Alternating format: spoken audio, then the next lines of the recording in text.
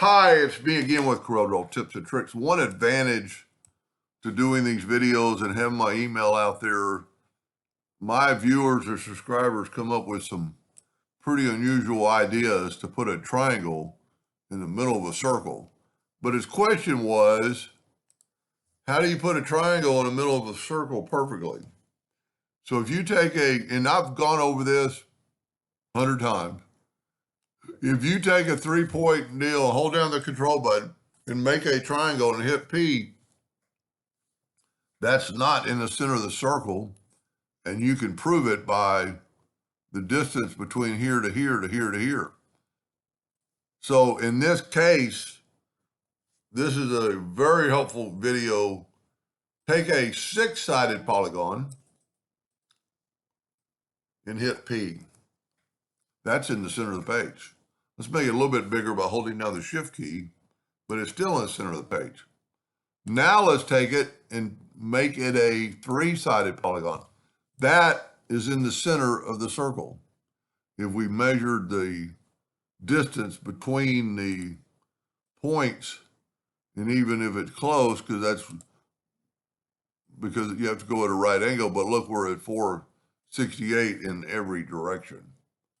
So, being that said, life is easy now because everything you draw, you can spin off that side of the circle.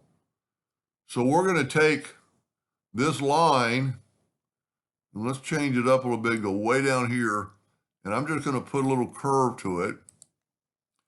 Now I'm going to Control D, Alternate C, and rotate that 120 degrees, and it magically puts my circle like that.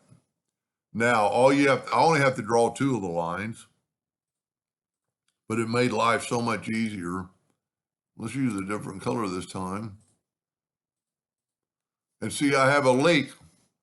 A lot of times you're going to do that. If you will take your circle, holding down the Shift key, and just bring it in just a hair,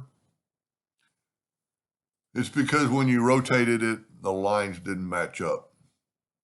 Now we can move that out of the way 3 times or 4 times, move that back. All I did was get rid of my outline. I'm going to select on the item, and I'm going to get my interactive fill tool. And you don't have to use my color. You know, I like going from there to darkness and then make that pretty dark. You know what? I'm going to change this up a little bit. First of all, I don't like that little rough spot. And since it's on the outside, I'm pretty sure I can delete it and give me a smoother node. Let's go a little further now. Let's put another orange here.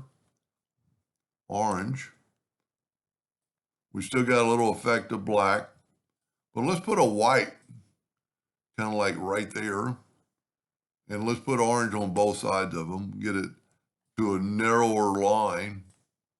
And then, you know, I just did a video yesterday where I cloned it, and this would be a really good, easy one.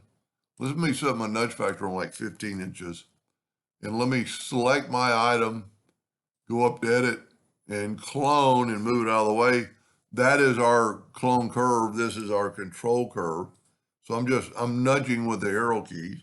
And because we're working in the center of the page now, Control D, Alternate C, and rotate it 120 degrees. You know what? When I changed that, it changed I didn't think it would change the outline, but it did. When I took away that one node, let's just back up here. I thought it might, so let's just leave it. I should have fixed it before. I think we put white. You see what happens when if you don't have an orange close to it? And then we'll bring this black up a little bit. That's kind of ugly, but let's go up to edit and clone it. And let's move it up 3 times. I always count. So this is our control curve. That's what we need. I can move it how many times I want. 1, 2, 3. Control D, alternate C, and rotate, and see that makes that thing fit in there perfectly. I didn't think that tail, Control D, I didn't think that tail would have that much, that tail's going around. So there's a way to fix that, but it's fine for the video. And really now you can't even see it because of the fact that it's smoothed it out because the tail's there. Now we're going to play with the clone just kind of show you what the clone tool can do. We'll get the interactive fill tool. And look what happens if we just change this. I mean, look at that. That's pretty unique shape. And see, as soon as you go back around, I mean, then you can get some really weird, but you could change, basically, see, look at that. I'm going to match up those two white spots and call that good. And just like I said yesterday, if you want to get rid of that clone, you've got to select it all, go to object, break the 4 objects apart, then you can get rid of your clone and do whatever you want to with this. Anyway, hope that helps somebody someday, and thank you for watching.